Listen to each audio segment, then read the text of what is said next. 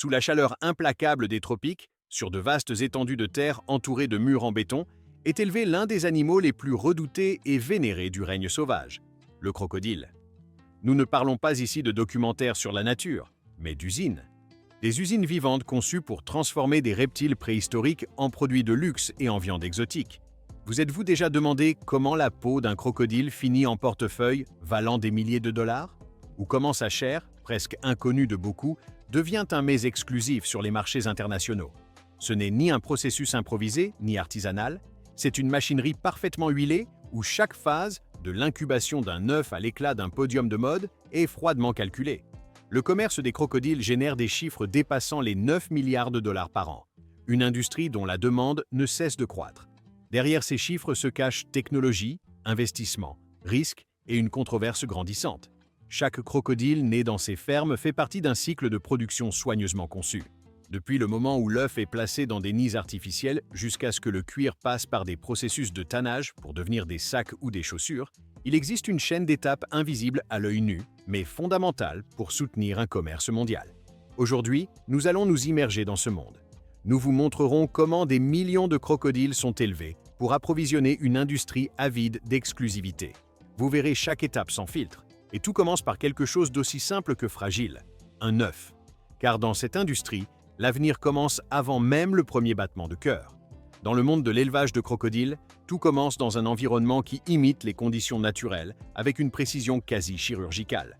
Les femelles, après s'être accouplées, déposent leurs œufs dans des nids soigneusement préparés par les gardiens des fermes.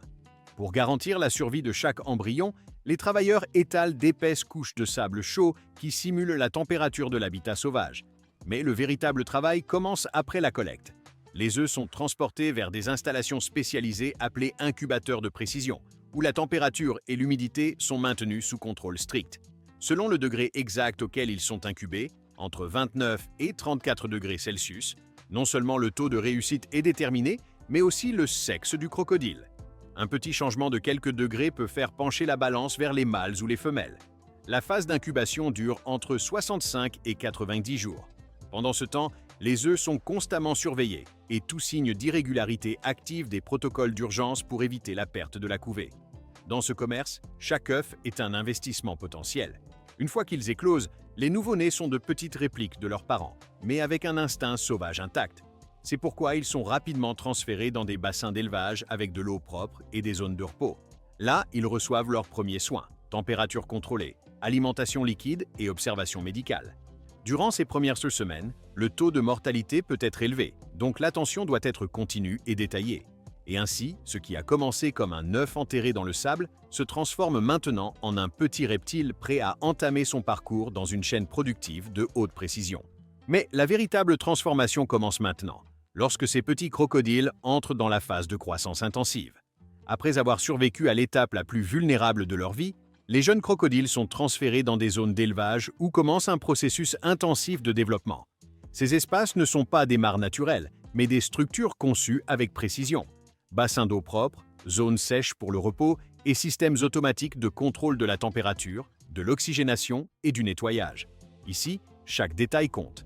Les crocodiles sont séparés par taille pour éviter l'un des problèmes les plus sérieux de cette étape, le cannibalisme. Si des spécimens de développement différents sont logés ensemble, les plus grands attaquent les plus petits. Cela réduit non seulement la population, mais génère également du stress et des blessures qui peuvent entraîner des maladies graves. L'alimentation suit également un protocole strict. On leur fournit un régime riche en protéines, des restes de poisson, de poulet et des suppléments spécifiques conçus pour accélérer la croissance sans compromettre la santé. Cette nourriture est distribuée plusieurs fois par jour à des heures calculées et avec des portions ajustées selon le poids et l'âge de chaque groupe. Trop nourrir peut contaminer l'eau, nourrir insuffisamment ralentit la croissance. C'est un équilibre délicat et coûteux. À mesure qu'ils grandissent, les crocodiles sont à nouveau transférés dans des enclos plus grands. Cela leur offre non seulement un espace supplémentaire, mais réduit également la densité de population, améliore la qualité de l'eau et diminue le risque d'infection. L'eau est constamment filtrée par des systèmes industriels qui nécessitent un entretien technique constant et un investissement significatif. Durant cette période de croissance, qui peut durer entre 12 et 24 mois, les animaux sont observés par des vétérinaires et des techniciens spécialisés. Leurs poids sont enregistrés, leur comportement est examiné et les spécimens présentant des signes de faiblesse ou de maladie sont immédiatement éliminés. La priorité n'est pas seulement qu'ils grandissent vite, mais qu'ils le fassent avec la qualité nécessaire pour être commercialisés. Tout cela se fait sous des normes sanitaires strictes et des protocoles de biosécurité. Une épidémie infectieuse peut détruire des années de travail et causer des pertes millionnaires. C'est pourquoi, dans ces fermes, chaque bassin est traité presque comme une salle d'hôpital. Et lorsque les crocodiles atteignent la taille idéale, ni trop petits, ni trop grands au point que leur peau devienne fibreuse, arrive le moment le plus complexe du processus: l'abattage, la transformation et la conversion de ces reptiles en viande, peau et produits commerciaux. Lorsque les crocodiles atteignent la taille et le poids appropriés, généralement entre 1,50 m et 2 m, une nouvelle étape commence: la transformation en produit. Ce moment n'est pas seulement clé pour la rentabilité de l'entreprise, mais aussi le plus délicat du point de vue éthique et technique. Les spécimens sélectionnés sont transportés vers des installations de traitement, où des méthodes certifiées sont appliquées pour réduire la souffrance animale. Bien que cela varie selon les pays, de nombreuses fermes utilisent des protocoles approuvés par des organismes de réglementation qui incluent la sédation préalable pour éviter le stress. L'ensemble du processus est réalisé avec rapidité et précision pour assurer la qualité de la viande et l'intégrité de la peau. Une fois abattus, les crocodiles sont dépouillés avec des techniques perfectionnées au fil des décennies. L'objectif est d'obtenir des pièces de peau propres, sans coupe irrégulière, cicatrices ou défauts. Ici, chaque centimètre compte. Une peau de bonne qualité peut se vendre plus de 1 000 $ selon l'espèce et la destination. Les peaux sont conservées au froid et envoyées à des tanneries spécialisées, souvent en Europe ou en Asie, où elles subissent un processus qui peut durer des semaines. Elles sont lavées, assouplies avec des produits chimiques, teintes et préparées pour devenir des sacs à main, des chaussures, des ceintures ou des portefeuilles de luxe. Des marques comme Hermès, Louis Vuitton et Gucci figurent parmi les principaux acheteurs de ce matériau exclusif. Mais rien du crocodile n'est gaspillé. Sa viande, bien que moins connue, est très appréciée sur certains marchés pour sa faible teneur en matière grasse, sa richesse en protéines et son goût rappelant le poulet avec une touche marine. Les parties les plus demandées sont la queue, le dos et les pattes. Ces morceaux sont transformés, emballés sous vide et exportés principalement vers des pays comme la Chine, la Thaïlande et les États-Unis.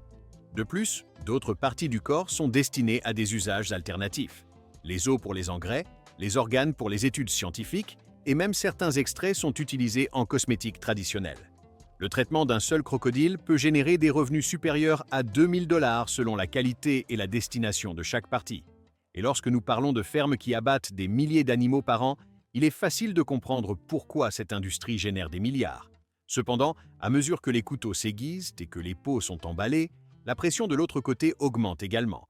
Organisations de défense des animaux, groupes environnementaux et défenseurs des droits des animaux qui remettent en question la légitimité de cette pratique.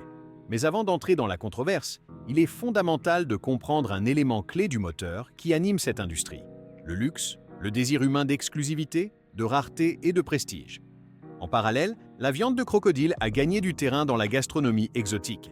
Des restaurants haut de gamme la proposent comme une expérience unique, un plat d'aventure pour palais sophistiqués. Cette approche a permis de monétiser davantage chaque spécimen produit. Cependant, ce commerce millionnaire marche sur la corde raide. À mesure que les consommateurs deviennent plus conscients et exigeants quant à l'origine des produits, l'industrie est contrainte de se justifier. Transparence, durabilité et traçabilité sont devenus des mots-clés pour éviter le rejet du marché. Mais est-ce suffisant? C'est une question à laquelle on ne répond pas seulement avec des chiffres. L'étape suivante ouvre la porte à une réflexion nécessaire. Jusqu'à quel point ce modèle est-il éthiquement acceptable dans le monde actuel? Bien que l'industrie du crocodile génère des emplois, des exportations et des produits de grande valeur, son existence n'est pas exempte de polémiques.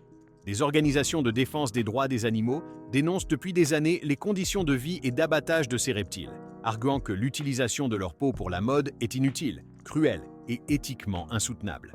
Des documentaires et des reportages ont révélé des pratiques douteuses dans certaines fermes, suscitant des réactions mondiales et une pression publique sur les marques de luxe. Certaines, comme Chanel, ont décidé de cesser d'utiliser des peaux exotiques. D'autres, en revanche, ont choisi de renforcer leurs normes de traçabilité et de bien-être animal pour conserver leur clientèle. Parallèlement, les efforts pour réglementer cette industrie se multiplient. Il existe des certifications qui garantissent des pratiques plus durables, des élevages contrôlés et la conservation des espèces en danger.